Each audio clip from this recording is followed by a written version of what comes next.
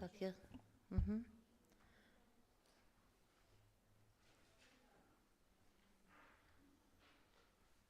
Здравствуйте, дорогие коллеги. Меня зовут Елена Чернышкова. Я вот сегодня утром прилетела из Москвы и пытаюсь сделать вид, что я бодра. Вот. Я хотела бы, во-первых, сказать спасибо, что вы все пришли. Мы расскажем про очень классный, интересный проект, который реализуется в Республике Саха.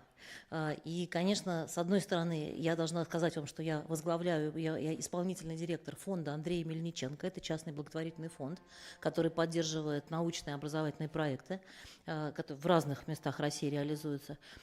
И я с большим удовольствием представляю руководителя проекта, который называется «Плейстоценовый парк», одного из наших партнерских проектов, Никиту Сергеевича Зимова. И сначала скажу несколько слов просто про то, почему именно фонд здесь оказался, почему нам это интересно. Дело в том, что наш фонд некоторое время назад, и учредитель нашего фонда Андрей Игоревич Мельниченко, он сам по себе ученый, физик, он заинтересовался проблемой климатических изменений, которые происходят у нас с вами на планете. Мы все про это знаем, все, наверное, слышали про глобальное потепление, и особенно здесь, в Республике Саха и в других северных районах, и в тех районах, в которых есть вечная мерзлота, это важная проблема. И, может быть, вы слышали, что в северных широтах потепление идет намного быстрее, чем вот в экваториальных широтах. И на самом деле способно принести действительно и большие разрушения, и способно принести большой экономический и всякий другой и природный ущерб. Соответственно, поиск решений, которые могут замедлить глобальное потепление или как-то воздействовать, как-то управлять этими процессами, сделать положение человечества на нашей планете, ну, как бы хоть немножко более устойчивым. Это поиск этих решений, это одна из целей вот тех проектов, которые финансирует фонд. Фонд Андрея Мельниченко заинтересован в том, чтобы поддерживать проекты, которые проводят научные эксперименты, можно так сказать. Сейчас мы поговорим поподробнее про Плейстоценовый парк. И вот Плейстоценовый парк – это пример такого научного экспериментального проекта, который нацелен на то, чтобы воссоздать экосистему, способную более эффективно сохранять вечную мерзлоту и, в принципе, более эффективно таким образом предотвращать глобальное потепление в северных широтах. И вот в этот конкретный... Да, и вот, может быть, последнюю важную вещь, которую я хотела бы вам сказать, коллеги, что этот проект мы уже поддерживаем. Некоторое время назад мы договорились о сотрудничестве с Плейстоценовым парком. Фонд Андрея Мельниченко и Плейстоценовый парк сейчас работают совместно с недавних пор. И один из первых шагов в нашем сотрудничестве – это представление проекта «Плейстоценовый парк» на главной климатической конференции мира, которая происходит ежегодно. Она называется КОП. Вот уже 28-й раз она происходит, КОП-28. В этом году, в конце ноября, начале декабря, эта конференция будет происходить в городе Дубае. Да. И мы собираемся сделать очень классную, красивую экспозицию и представить проект «Плейстоценовый парк», который вот в Республике Саха реализуется, красоты ваши показать, не только идею проекта, но еще немножко показать и рассказать и про Саху, и рассказать про ту замечательную, гениальную природу, которая здесь существует, и которую мы можем потерять, если не будем ничего делать с глобальным потеплением. И вот в этот момент, на этой драматической ноте, я бы хотела передать слово Никите Сергеевичу. Пожалуйста.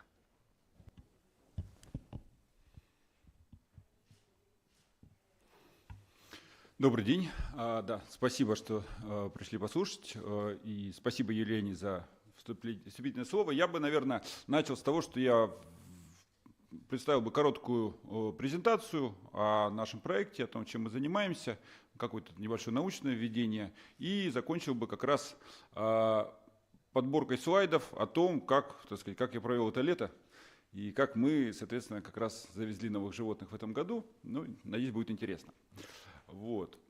Смотрите, еще 15 тысяч лет назад самой крупной экосистемой на планете была экосистема мамонтовых степей. Она простиралась от Новосибирских островов до Китая и от Канады до Европы. И это была богатейшая экосистема с огромным количеством животных. То есть мы восстановили, что даже у нас здесь, на крайнем севере, на каждом квадратном километре паслись десятки крупных травоядных. То есть сейчас такое богатство природы можно увидеть только где-нибудь в Серенгете, в Африке. А в то время это было даже в таких суровых местах, как у нас. Вот. В то же время эта экосистема, будучи такой мощной, еще оказывала очень значительное влияние на биохимические циклы, и в частности на углерод, то есть вот парниковые газы.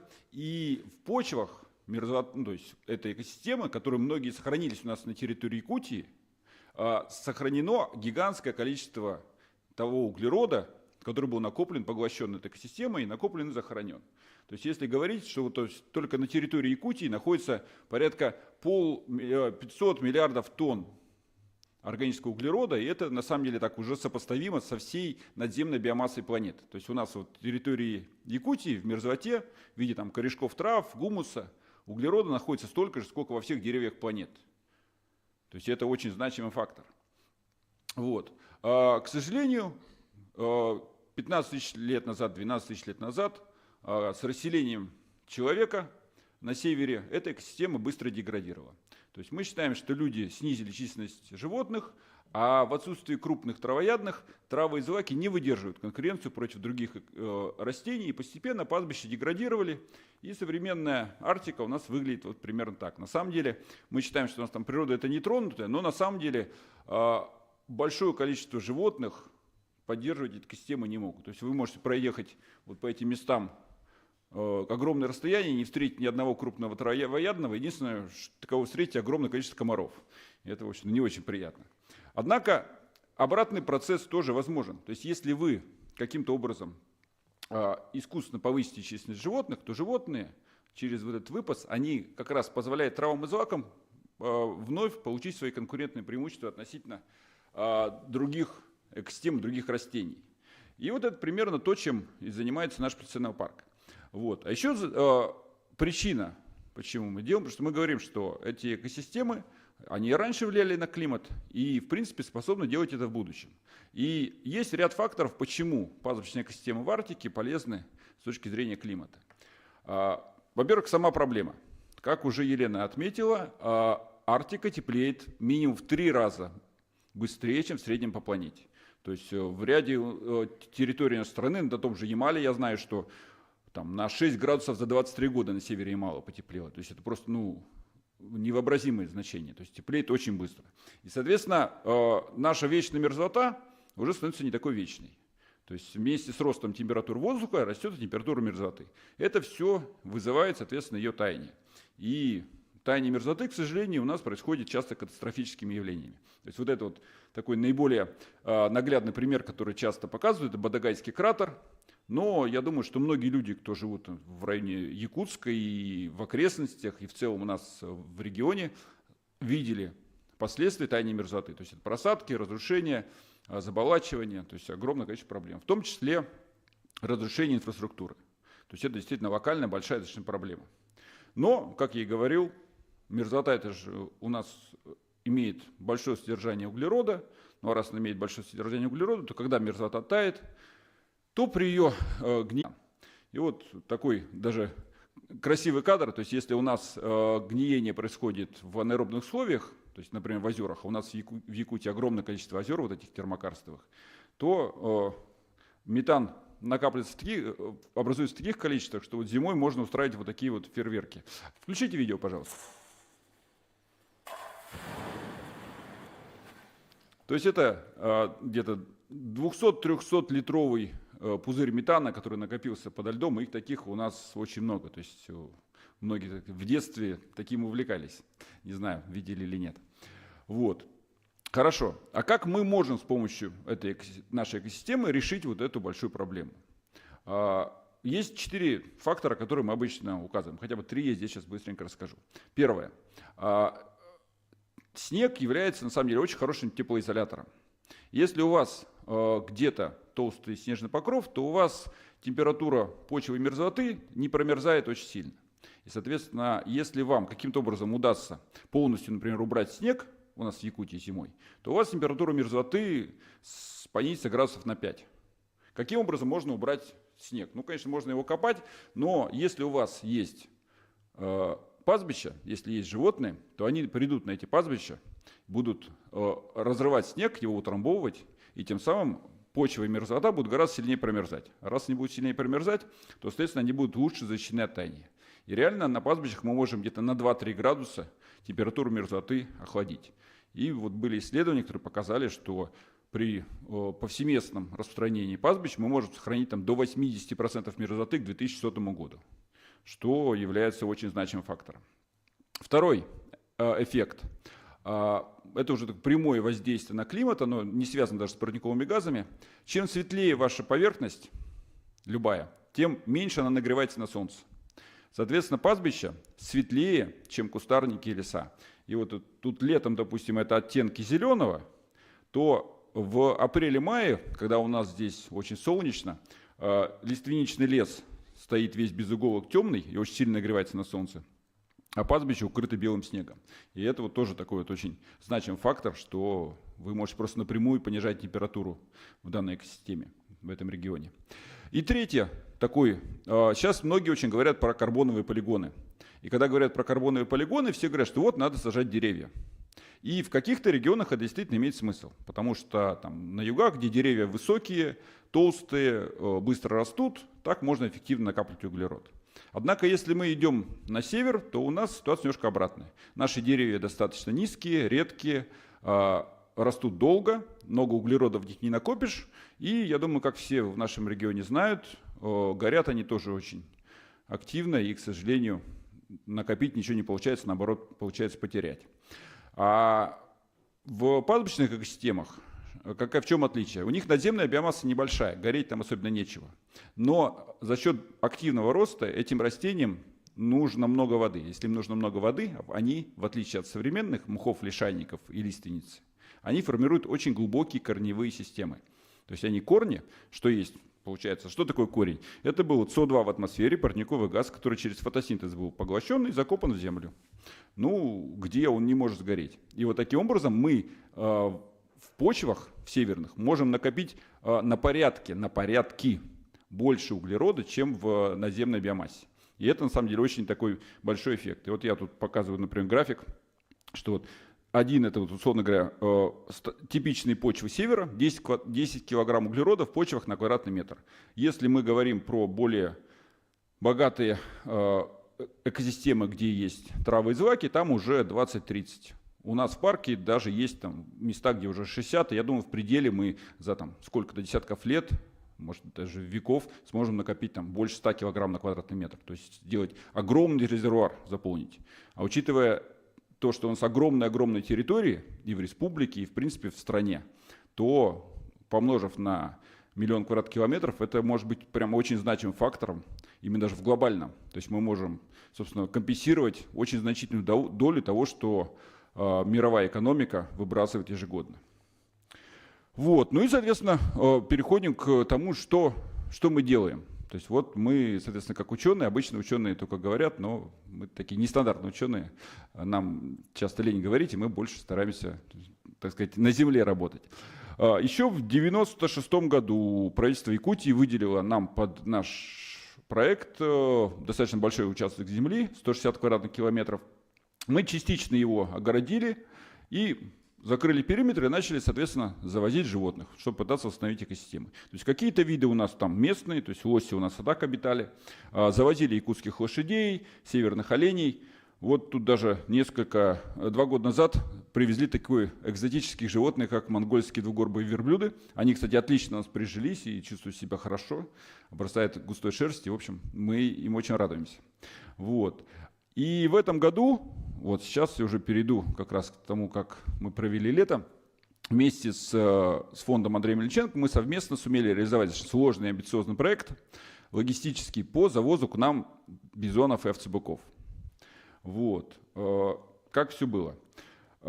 Мы весной этого года в очень милой, красивой датской ферме приобрели 24 американских степных бизона. Их там держат при ресторане, где их пускают на отбивные периодически.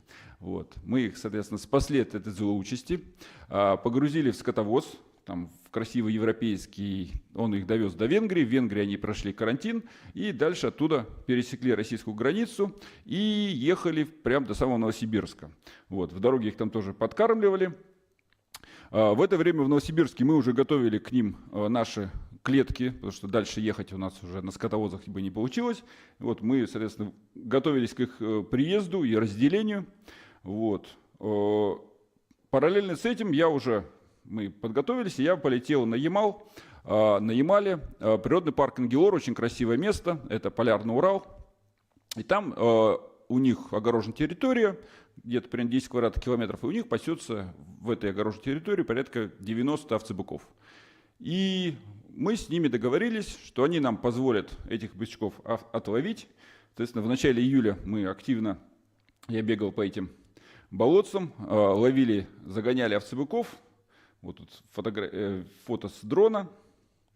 Вот. И с помощью снотворного и ружей нам удалось отловить 14 телят.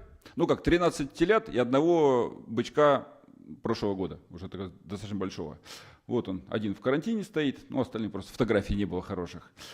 Вот. В это время параллельно в Новосибирске приехали бизоны, 12 голов поехали на Ямал на обмен, а 12 голов, соответственно, вот как раз эти, уже 12 голов в 3 клетках, которые приехали в Салехард, это переправа через низовье Хаби.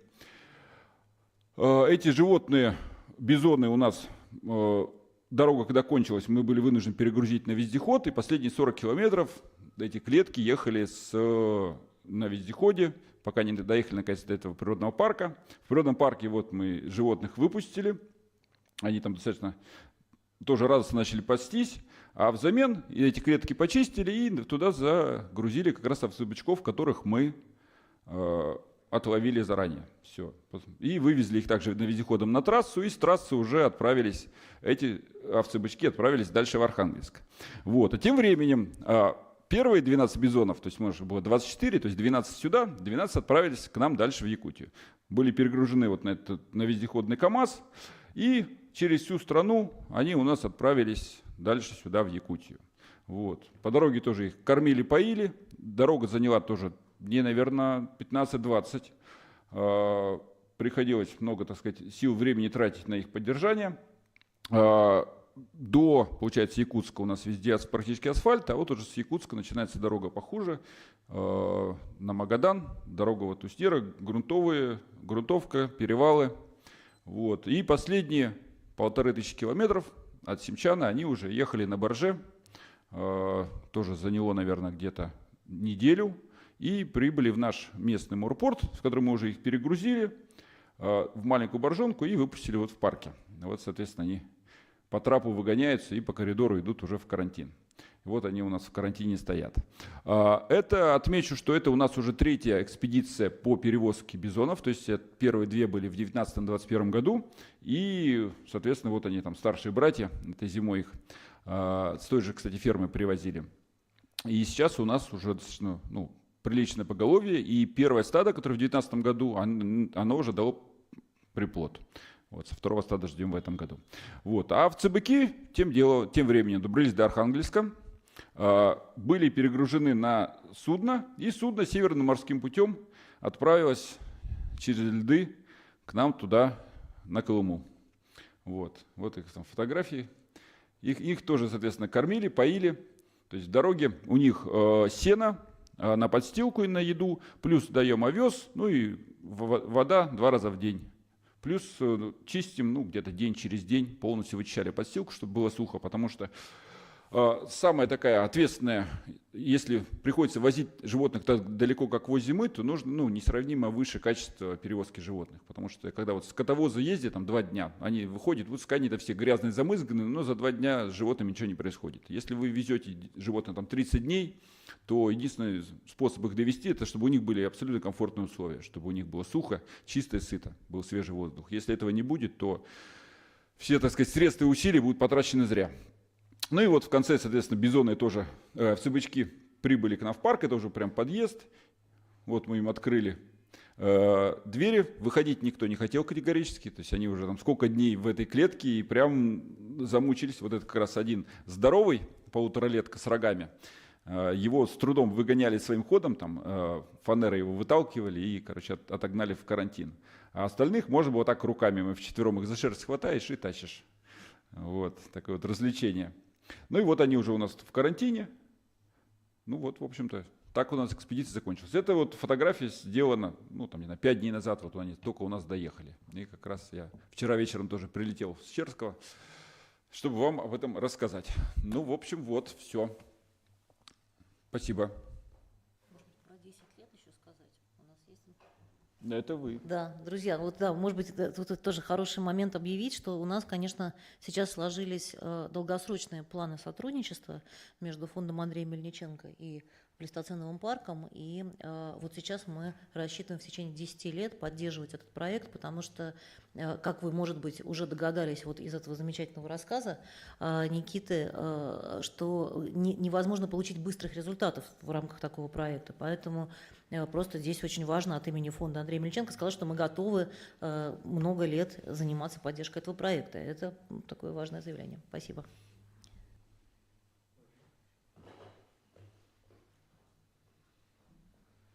Здравствуйте, Николай Борисов, Якутское СХ-информационное агентство «Яся». Сразу несколько у вас вопросов возникает. Первый, если говорить про как бы биоту, да, Арктики, вы говорили, что животные помогают разнообразить, то есть повысить как бы для растений, да, чтобы они вырастали. А в то же время они же поглощают огромное количество травы там разного. То есть хватает там пищи для них, чтобы, как этот процесс происходит, насколько он длительный, чтобы какое-то определенное замещение произошло. Смотрите, в природе очень важно даже не сколько у вас там накоплено углерода, а основной показатель — это скорость биокруговорота. И у нас на севере природа считается бедной, не потому что у нас там она медленно растет. То есть у нас фотосинтез летом очень мощный, у нас полярный день, солнце жарит практически круглосуточно, и у вас трава растет 20-22 часа в сутки. Но проблема в том, что у вас очень медленное гниение. Климат сухой, климат холодный, и все очень медленно гниет. И у вас что-то выросло, то есть у вас что нужно? Азот, фосфор, минеральные удобрения. Трава или растение любое взяло в себя, и пока оно не сгниет, растения не могут получить, новые растения к этому доступ. Что меняется, когда у вас есть животные? У вас гниение происходит не на сухом и холодном климате, а в желудках животных за 24 часа. То есть у вас молекула фосфора или азота была переварена животными, то есть она была поглощена в начале года, травка выросла свежая, ее скосили. Этот азот и фосфор через пищеварение вернулись обратно в почву, и уже в середине или в конце сезона тот же самый азот и фосфор могут быть использованы опять на рост новой травы. И то есть именно за счет ускорения биокруговорота можно значительно повысить именно продуктивность. То есть не только даже в замещении растений, но именно травы и злаки нужны, потому что они, выдерживают выпас, и они как раз способны поддерживать этот баснословно быстрый рост. Спасибо. А что насчет адвентивных видов? То есть какое-то разнообразие будет увеличено в арктической зоне? Трав именно. В принципе, смотрите, семенной фонд, он присутствует даже вот в местах, где растут деревья и там травы в принципе нет, там все равно в почве есть там остатки семена, которые были занесены 10-100 лет назад, то есть они долго сохраняются. Но просто пока у вас растет, допустим, там лиственница, она не дает траве прорасти. То есть если у вас в кустарнике или там лиственница прошел пожар, например, у вас после пожара часто начинает расти трава, потому что семена все равно присутствуют. Есть ли какие-то там изменения за время наблюдения? Да, конечно, то есть мы прям четко видим, я обычно, когда к нам приезжают какие-то журналисты или ученые даже в Плейстоценовый парк, дорога идет вот от нашей научной станции, от поселка 40 километров по реке. И я обычно в любом случайном месте выпускаю людей по дороге в парк и говорю, вот пройдитесь вот здесь, посмотрите, как выглядит нетронутый ландшафт. И, то есть люди выходят, непроходимый кустарник, внизу ничего не растет, свет не проникает, мертвая биомасса в огромном количестве, не пройти, не проехать. После этого мы доезжаем до Плейстоценового парка и видим, что, условно говоря, кусты подстрижены, редкие, и у нас в тех местах, где наиболее как раз оптимальная численность животных, плотность животных и выпас, у нас получается даже как, не степи, а саванны такие. То есть у нас редкие подстриженные кустики, и между ними достаточно богатая, хорошая трава. То есть это прям визуально видно. Отлично. Еще такой вопрос возникает. Вот сейчас несколько видов у вас в парке, да, обитают. Это, верблюды там. Вот можно перечислить их виды, да? И есть ли в планах какой-то еще дополнительные именно, в периоду плейстоцена какие-то животные?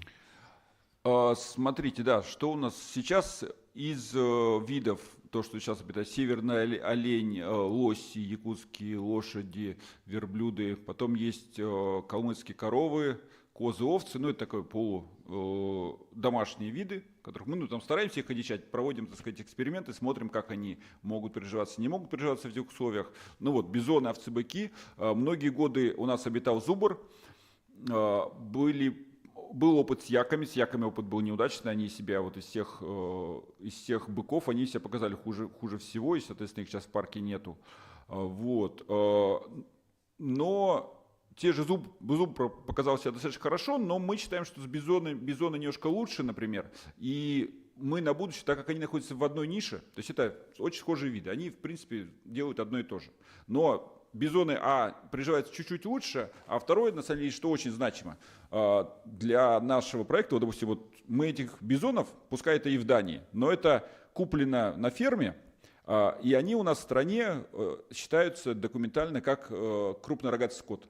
То есть, соответственно, это как вот я его на любой ферме могу купить, и к ним требования как крупному рогатому скоту. А если вы будете зубра завозить, то это краснокнижный вид. И тут вас начнут все, соответственно, Минприроды, и это совсем другие разрешения. И поэтому, если, скажем так, это одно и то же с точки зрения экологии, с точки зрения экосистем и влияния на экосистем, то мне проще работать с бизонами, чем с зубрами. Отлично. А есть ли какой-то обмен опыта между вот нашими бизонариями, там, которые в Ленских столбах? Я, на самом деле, очень бы хотел, так сказать, и обменяться видами, то есть и получить лесных бизонов, которые находятся в этих бизонариях, но это нужно разговаривать, соответственно, уже с Минприродой Якутии. Мы стараемся с ними наладить отношения, и я думаю, что это будет полезно, потому что Министерство природы Якутии на самом деле делает те же самые вещи, что мы делаем в парке. То есть мы единственное это делаем на более огороженной территории, мы это анонсируем, как это борьба с климатом. У них, соответственно, климатическая повестка не стоит, и они это просто расселяют на больших территориях, но они своими действиями завозят, то есть, тех же бизонов, овцебыков по Якутии. И у них программа по овцебыкам, например, очень удачная. То есть они везде, где их расселяют, они у них везде приживаются. И, насколько я знаю, за условно 20 лет популяция овцебыков в Якутии из маленькой стала крупнейшей популяцией по всей стране. То есть, по-моему, сейчас в Якутии овцебыков больше, чем в любом другом регионе. И здесь, конечно, то есть я не могу не отметить как их успешную работу. И я считаю, что если мы занимаемся, условно говоря, одним и тем же, то хорошо было бы это как-то дружить и сотрудничать. Да, это было бы полезно, мне кажется. Еще вот Егор Карпов мне подсказал вопрос, нет ли конкуренции между видами там у вас в парке? Ну, то есть они же примерно в одной биологической нише, да, вот, то есть як тот же самый, он ест ту же траву, там, они не дерутся, там, ничего такого не происходит? Ну, на самом деле у нас в целом животные между собой живут мирно, то есть каких там конфликтов нет. Все равно есть какие-то, условно говоря, подничи. То есть пока для тех же бизонов, например, у нас хватает, если травы мало, они переходят на тольники. То есть они иву едят с огромным удовольствием. У нас это ивы огромное количество, поэтому им проще. Сложнее всего лошадям. Лошади – это тот вид, который едят только траву, и они, естественно, не могут переходить на кустарник, и они больше всего зависят именно от хороших пастбищ. Спасибо. Еще накопилось вопросов, просто это очень интересная тема, да, я собирал их специально у читателей, когда вот у нас выходили про ваш парк как раз статьи, да, задаются вопросами. Вот. А еще один такой вопрос, вот вы сказали, что, можно будет вот на одной территории заселить, и углеродность повышается. Насколько вот помню, да, у нас же есть четырехполья, так называемые, да, насыщенные бобовые, там они выдают углерод и дальше вот рассаждается. Вот в дальнейшем в сельском хозяйстве этот опыт каким-то образом может ли быть применим, и как это вообще вам видится? Я считаю, что да. То есть получается, животные при правильном выпасе, вот отмечу, это очень, очень такой узкий момент, что если идет неправильный вид, набор видов животных, неправильная плотность животных и неправильная интенсивность и режим воздействия на пастбище, то животные могут пастбище деградировать. То есть я знаю, что на том же Ямале там у них бывали проблемы, что огромное количество северного оленя, которые какими-то одними и теми же тропами водят, и у них выбивается почва и становится хуже.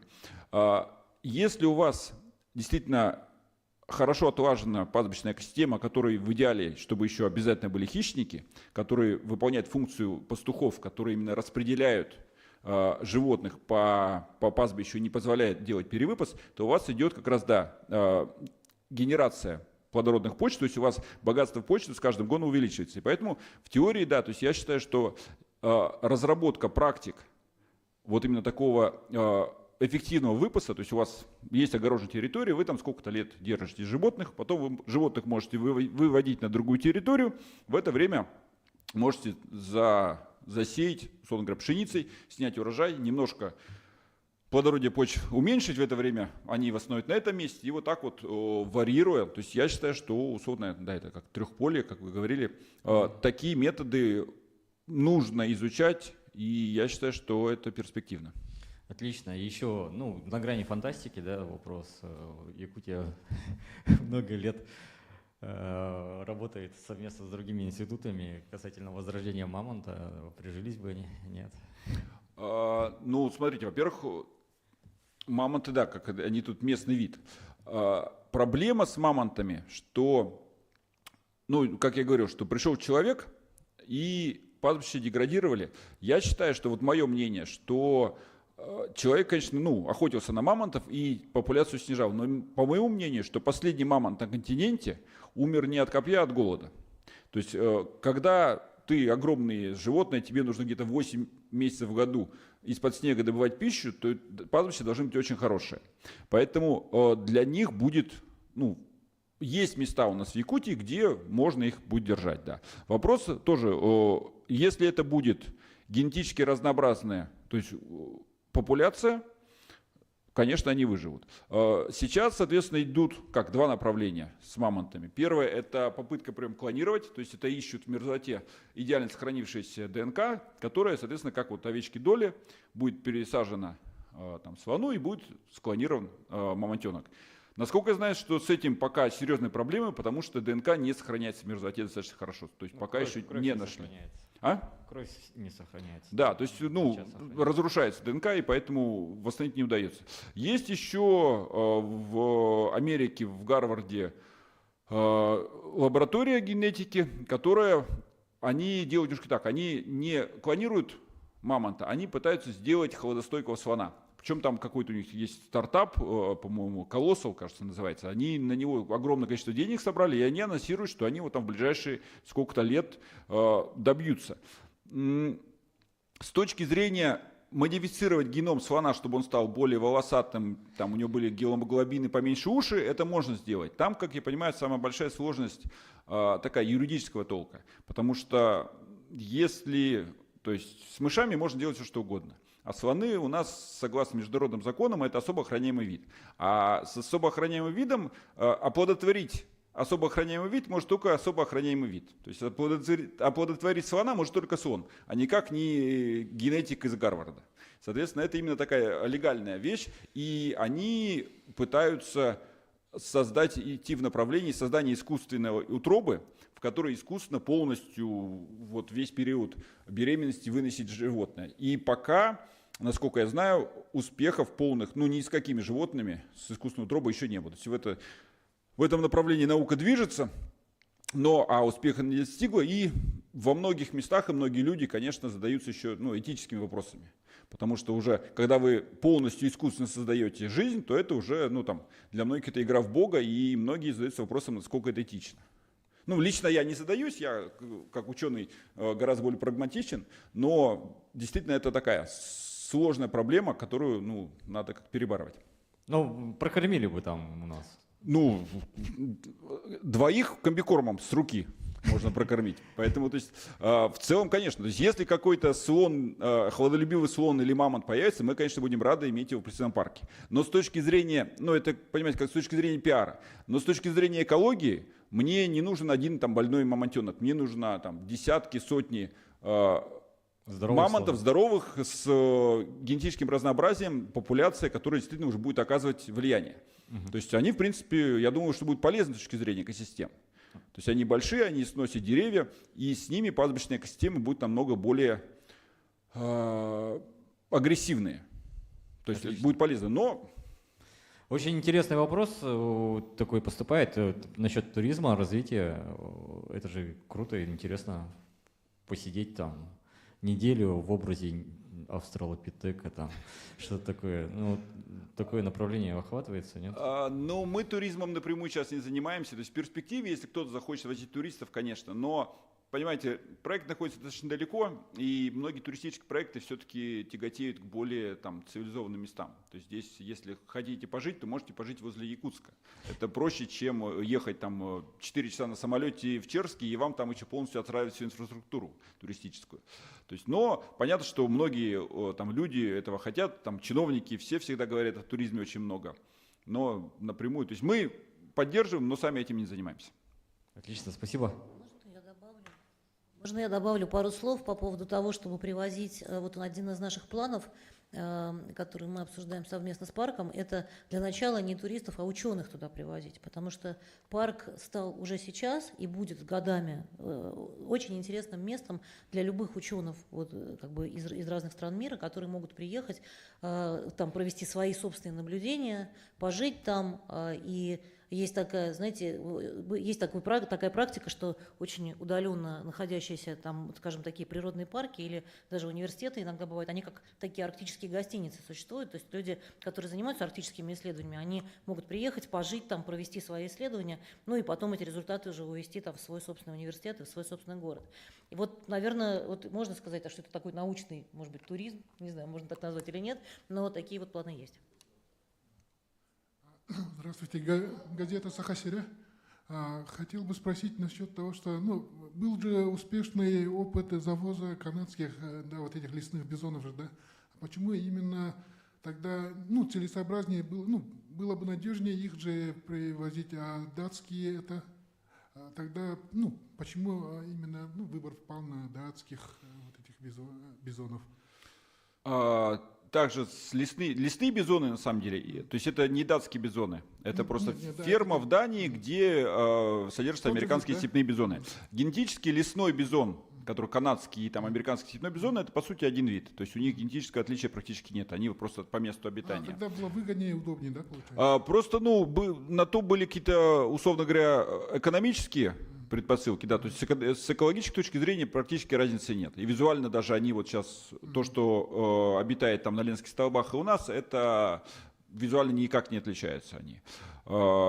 Почему не канадские? Там были какие-то определенные моменты с, так сказать, завозом тогда еще в 90-е, то есть мы были заинтересованы, но тогда не получилось. А сейчас у нас есть, так сказать, техническая возможность проще и там, с юридической точки зрения завозить степных. Можно ли сейчас сказать, что эта территория, да, вот это закрытый биом, да, получается, или как называется, существовать без вмешательства человека может в данный момент? В данный момент еще нет. Я считаю, что мы движемся в этом направлении, но пока еще рано говорить. То есть мы пока только формируем популяции, мы их адаптируем, они еще недостаточно большие.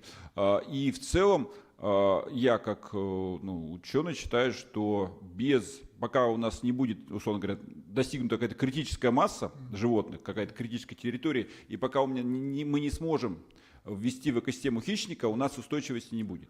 И вот, соответственно, как раз когда мы говорим про сотрудничество с фондом Андрея Мельниченко в течение 10 лет, начиная с следующего года мы как раз и начинаем строительство большой изгороди, то есть у нас сейчас огорожено 20 квадратных километров, мы собираемся расшириться на всю имеющуюся территорию, на все 60 квадратных километров, увеличить численность животных до 1000-2000 животных и уже там начать думать и экспериментировать, не прям по-жесткому, но смотреть с какими-то хищниками, те же волки, которые у нас в регионе в принципе есть, и смотреть, как они будут влиять. Потому что многие исследования, которые в Штатах проводились в Йеллоустоуне, показывали, что появление хищников просто кардинально в лучшую сторону меняет функционирование экосистемы. Ага, понятно. Еще такое, гипотетически, это в принципе, интродукция, это же все-таки инвазия, да, довольно-таки агрессивная получается, да? И вы просчитывали какие-нибудь варианты, что эксперимент может пойти в нежелательную сторону? И можно ли как-то оперативно это как бы завершить, или если так пойдет? Ну, например? смотрите, да, то есть проблема, если вы разводите вирус в лаборатории или кроликов в Австралии, да, там есть опасность, что ситуация может выйти из-под контроля, но конкретно с крупными травоядными, которые рожают раз в год, раз в 2 года, у человечества проблем никогда не было. Ну да, нет, они же создают еще и флору, да, немножко другую, чем окружающая среда. Ну, тут, смотрите, в целом, безусловно, проект «Песценный парк» является достаточно агрессивным проектом с точки зрения воздействия на природу. То есть, но мы здесь о чем говорим? Что вот в современных реалиях, то есть огромное количество территорий нашей страны, и в том числе в нашей республике, никак не используются. То есть мы, как люди, как вид, вот можно пролететь на самолете и не встретить ни души на огромных территориях. Эти территории не дают никакой экономической выгоды, потому что, то есть, нас там нет, не потому что, там, что мы там не знаем об этой территории, потому что она не дает нам, на ней нельзя прокормиться, ни себя, ни детей. Животных там тоже нет, потому что на лиственнице, вот этот лиственничный лес, который у нас доминирует, там с периодической маховой подстилкой, тоже абсолютно там ни белок, никого. То есть животных нет. И здесь вопрос уже, понимаете, плюс идет глобальное потепление. С глобальным потеплением мерзлота начнет таять. В нашей мерзлоте 50% льда. Будет 50% льда, будет все при таянии мерзлоты разрушаться, просадки. И вот эти экосистемы, которые мы боимся, что сейчас, не дай бог, мы своими животными, будут разрушены в ближайшие десятилетия по-любому. То есть это нужно тоже понимать, что все это посыпется, повалится. То есть уже сказать, что мы сейчас ничего не будем делать и все останется как есть, уже не получится. То есть уже в любом случае будет изменение. И здесь вопрос, сможем ли мы добиться, чтобы эти изменения, которые мы сейчас вот напрямую каким-то образом направляем, пошли нам на плюс и нам, и экосистемам, или нет? Вопрос Елене, да? Ну, подписано 10-летнее соглашение, получается же, да? И есть ли какие-то вот лимиты финансирования, или, ну, вообще, есть ли понимание, какая сумма ежегодно будет, ну, выделяться в этот проект? Ну, так сложно говорить, потому что у нас с вами сейчас как раз как-то высокая инфляция, и сложно вообще деньги прогнозировать. Но пока у нас есть договоренность, что мы смотрим на потребности парка. Для фонда Андрея Мельниченко очень важно, что мы сейчас являемся основным таким главным партнером, главным донором. И ну, пока, вот, так сказать, проблем не было, то есть как бы те потребности, которые есть, мы можем себе позволить как фонд удовлетворить. Ну, да, то есть они... Огораживание 160 квадратных километров, это же, ну, достаточно... Это Не то слово, а 1000 бизонов, представьте себе, сколько стоит. Но на самом деле, чем больше, понимаете, огородить маленькую территорию стоит достаточно дорого, но, ну, если на погонный метр. Но по мере роста площади каждая, так сказать, каждый квадратный километр будет обходиться дешевле и дешевле. Но в целом, да, то есть я хочу сказать, что еще у нас нету там готового бюджета, но намерение, которое мы обозначили в нашем проекте совместном, ну и в соглашении, что мы будем развивать именно вот то, что сказали, то есть увеличим территорию, увеличим животные, и необходимое финансирование под это фонд Андрея Мельниченко обязуется предоставить. Тут вот я хочу, вопрос, да, простите, пожалуйста, мне кажется, здесь очень важно, может быть, немножко пояснить мотивацию фонда, да, потому что у нас вот все-таки наш учредитель тоже человек с научным образованием и давно уже несколько лет интересуется этой темой и тоже уже как бы является экспертом по теме вот именно климатических изменений. И фонду очень важны результаты этого эксперимента. То есть как бы есть фонды, которые просто поддерживают науку как таковую. Вот в данном случае это не тот случай. Фонд Андрея Мельниченко поддерживает проекты, которые нацелены на достижение конкретного результата, и поэтому мы и понимаем, на каком горизонте мы можем какие результаты хотя бы ожидать. Хотя, понятно, представляете себе сами, что в таких проектах очень сложно распланировать что-то, что там на 7-й год у вас произойдет там что-то, да, там на 10-й что-то конкретное. Да, пожалуйста. Презентация в ООН, это какие выгоды от них? Это чисто репутационное мероприятие или есть какие-то преференции, которые можно достичь этой презентации? Спасибо. Презентация на конференции? Ну да, здесь скорее, мне кажется, что это очень важная история про то, чтобы именно Россию представить как страну, в которой проводятся такие замечательные, такие интересные экспериментальные проекты, подчеркнуть значимость России вот в глобальной климатической повестке, потому что все-таки мы очень большая страна, как и Саха, Якутия является очень большой республикой, и мы, находясь на таком огромном вот куске суши, действительно глобальной, ну, невозможно не участвовать в том, чтобы как-то думать про климат и как-то пытаться как-то решить проблемы, которые сейчас в нем происходят. Вот, поэтому нам, конечно, хотелось бы как фонду, чтобы Россия себя проявила, заявила вот в этой теме, что мы в России вырабатываем решения для всего человечества. Это не только для России будет решение. Можно я добавлю? На ближайшие 100 лет ожидается, что глобальное потепление принесет триллиардные убытки мировой экономики.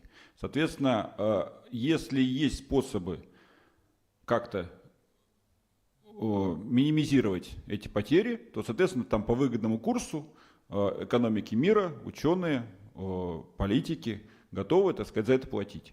Сейчас уже разрабатываются вот эти рынки так называемых углеродных квот, в которых, соответственно, там, в Парижском соглашении это уже как-то обусловлено, и этим сейчас начинают активно заниматься и играть, ну, там, и в мире, и у нас в стране тоже вот эти карбоновые полигоны. То есть если вы сможете какое-то дать решение проблеме глобального потепления, если вы сможете поглощать углерод, то за этот углерод, если вы сможете доказать, что это ваш метод работает, и вы действительно это делаете, то за это готовы многие заплатить. И будут готовы в ближайшие десятилетия платить еще больше. То есть сейчас уже, условно говоря, там одна тонна эквивалента СО2 стоит там, от 10 до 50 долларов. То есть если мы сейчас на миллионах квадратных километров разведем пастбищные экосистемы, которые будут поглощать там, условно, даже по 100 грамм углерода на квадратный метр, то это много-много миллиардный потенциальный доход для нашей страны, и который, соответственно, плюс является репутационно очень полезным. То есть, если вы, допустим, продаете нефть и газ, то все равно там, ну, условно говоря, там на Западе будут экологи, то есть нефть и газ – это все плохо. Но если вы, соответственно, поглощаете, то у вас, безусловно, история репутационна. То есть это не только доход, это еще и репутационная выгода.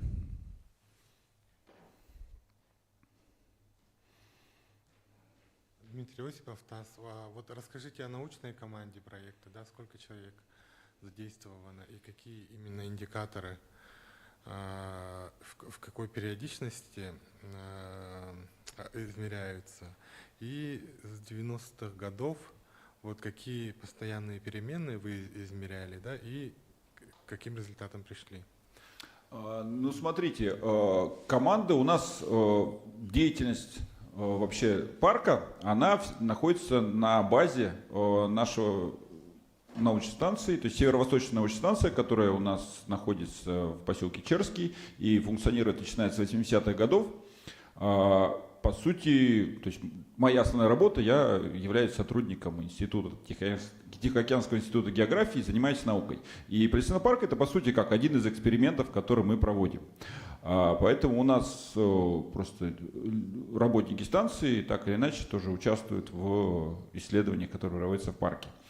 С точки зрения, какие измерения, то есть что проводится, то есть мы можем измерять, допустим, температуру почв, которая влияет, мы можем измерять альбедо, мы можем измерять потоки парниковых газов, которые выходят из экосистемы. У нас есть какой-то определенный массив данных, который собран, но я считаю, что, и вот здесь как раз мы собираемся очень активно работать с фондом Андрея Мельниченко по привлечению дополнительных ученых, различных специалистов и активизации именно на системной основе измерений, потому что нужно понимать, что научное исследование – это очень дорогое удовольствие. То есть современная приборная база, особенно последние пару лет, это десятки миллионов рублей.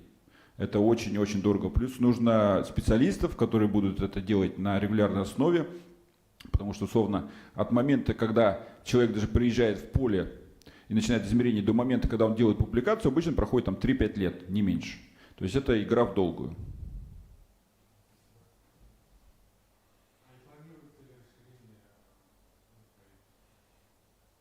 Территориальные по животным, да, вот мы сейчас об этом говорили. А и с точки зрения ученых, если, вот я просто даже публично заявлю, если вы хотите приехать на Плесецкий парк и проводить исследования, если вы там, не знаю, ботаник, зоолог, специалист по биогеохимии, если вы энтомолог, и у вас есть какие-то идеи, вы бы хотели их реализовать, то свяжитесь с нами, я думаю, мы сможем с вами обсудить как-то, как это сможет, как мы сможем сотрудничать.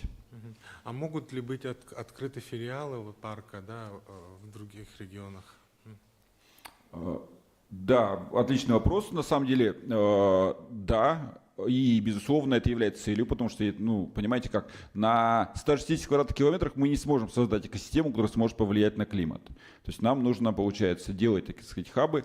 У нас сейчас, мы вот это первый раз сейчас официально заявим, что есть планы следующей весной завести партию бизонов в село Алекакёль в Среднеколымском районе, где находится конезавод, где мы как раз брали животных. И там люди проявили интерес. Они тоже хотят на своих пастбищах, то есть увеличить биоразнообразие, и хотят попробовать с бизонами. И мы как раз в рамках сотрудничества с ними хотим как раз им завести животных и дать их, так сказать, условно говоря, сдать в аренду, чтобы они за ними следили.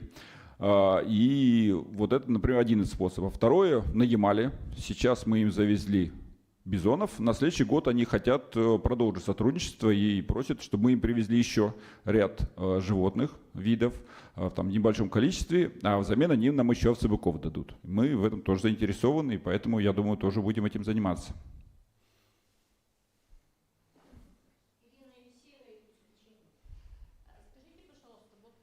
Некоторые ученые прогнозируют, что с 60-х годов нашего века наступит похолодание. Но то, что вот эти вот глобальное потепление, это как бы надуманная проблема. Идет постоянно вверх-вниз. Поэтому это на самом деле так.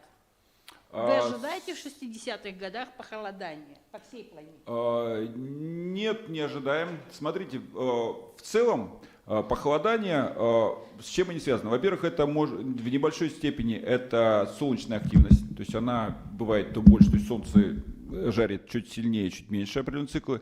Потом есть определенные циклы, которые связаны с океаническими течениями, включением и выключением, потому что вот еще, условно говоря, там, не знаю, 30 лет назад, то есть все мировое сообщество, там 40 лет назад, оно не готовилось к глобальному потеплению. И главной проблемой ученых 70-х годов было, что делать, когда наступит новый ледниковый цикл. Потому что согласно вот именно ледниковой теории, которую вы говорите, что мы сейчас находимся в самом конце межледниковья. И сейчас вот-вот у нас должен начаться ледниковый цикл. Проблема в том, что эти две вещи между собой не так связаны. То есть антропогенное потепление климата, о котором мы говорим, оно вызвано исключительно парниковыми газами. То есть парниковые газы как работают, я вам просто даже расскажу. То есть это абсолютно простая механика. Это молекулы, которые работают как стекло. Они прозрачны для солнечного света, но не пропускают через себя тепло. То есть вы подойдете к стеклу сейчас, вот солнышко на вас будет греть, вы его будете видеть. Но тепло на улицу отходит плохо. Соответственно, чем больше у вас парниковых газов в атмосфере, тем солнечный свет проникает так же, а тепло обратно в космос не отдается. И здесь абсолютно там линейный процесс практически. То есть чем у вас больше парниковых газов, тем у вас выше будет температура. У вас может быть ледниковье, межледниковье, то есть Гренландия может там обрастать льдами, но средняя температура по планете при повышении парниковых газов будет расти. И от этого никуда не деться. И учитывая то, что концентрация парниковых газов у нас там уже, по-моему, за десятки миллионов лет такой высокой не было, как сейчас. Этот тренд антропогенный, он преобладает над ледниковым. Поэтому, соответственно, думать, что вот это человечество ни на что не влияет, к сожалению, это такое. Есть действительно такое мнение, но действительно ученые, которые этого придерживаются, становится все меньше и меньше. И в целом о том, что потепление климата – это реальность, и о том, что в этом виновато человечество, уже является предоминантной, которую поддерживают, соответственно, и большинство ученых, и львиная доля все, скажем, политики мира. Как руководители стран. Поэтому здесь уже это та реальность, с которой стоит считаться. Скажите, пожалуйста, у фонда Мельниченко это вот такой первый глобальный проект? Или же уже были какие-то опыт какой-то такой взаимодействия с такими проектами? Ну, это самый крупный из тех проектов, которые были.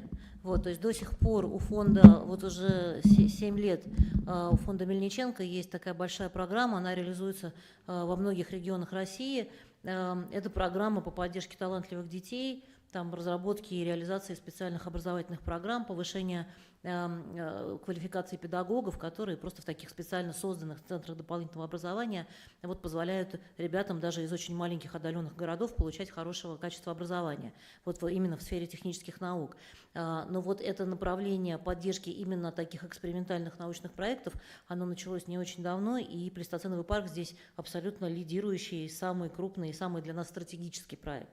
Поэтому для нас вот то, что мы находимся сегодня именно в Якутске, в замечательном, любимом моем городе, в котором я уже не была 10 лет, это для меня осталось такое большое знаковое событие, потому что нам, конечно, хотелось бы, у нас будет несколько таких экспериментальных проектов, но Плейстоценовый парк из них самый большой, самый крупный, и для нас очень важно, что это именно вот в Якутии Саха он находится, и нам хотелось бы на весь мир действительно как-то заявить про то, что вот здесь есть такой замечательный проект, который мы поддерживаем.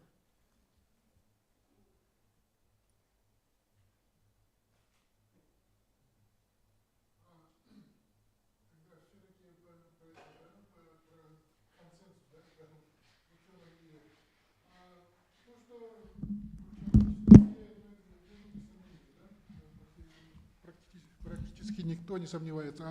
А насчет того, что, а может быть, это влияние позитивное все-таки? Потому что тепло – это хорошо. Ну, то есть у нас в севере это считается так. Если теплая зима, это значит хорошая зима. Вы это иранцам и мексиканцам расскажите. Но они же, ну, вы же говорите, да, чем ближе к тропику, тем меньше влияния вот этого тепла, да? То есть идет сглаживание, нормализация в общем климата получается. Тут сейчас еще из свежих данных, которые я научно смотрел, действительно очень резко начинается замедление Гольфстрима.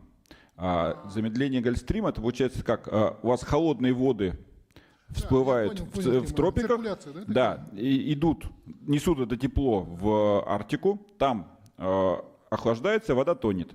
Если у вас этот процесс останавливается, у вас просто даже перестает перераспределение. У вас будет попрохладней, условно говоря, в Арктике, но при этом у вас может быть очень жарко в тропиках, то есть у вас вот это перемешивание будет. И поэтому я думаю, что оценки ученых, то есть я не являюсь главным экспертом по глобальному потеплению. То есть вот я не участвовал в написании вот этого IPCC, вот эта межправительственная комиссия по глобальному потеплению. То есть есть люди, кто скажет лучше. Но у них оценки однозначные, глубокие экономические минуса для абсолютного количества стран. Условно говоря, Россия здесь, скажем так, по моему мнению, пострадает меньше, чем остальные. Да, меньше, чем остальные, но это не значит, что нам эта вся история пойдет тоже в плюс. Потому что, условно говоря, урожайность, то есть вот о чем говорят. То есть для многих вопрос урожая это является ключевым. Если у нас сейчас основной урожай снимается в Краснодаре, условно, и там достаточно богатые почвы, то потом климат станет более благоприятным для того, чтобы снимать урожай где-нибудь в Иркутске, но в Иркутске почв нету. То есть там вот эти лесные территории, где нет почвы, и поддержать тот же уровень урожая тоже будет не факт, что легко. Плюс, у нас 60% территории страны в зоне мерзлоты. Есть льдистость пошла, пошли рушатся города. Все по новой строить. Как-то так себе. Спасибо.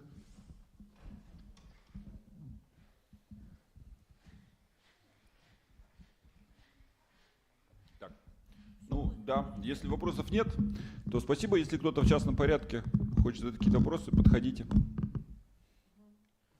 Спасибо большое. Спасибо, до свидания.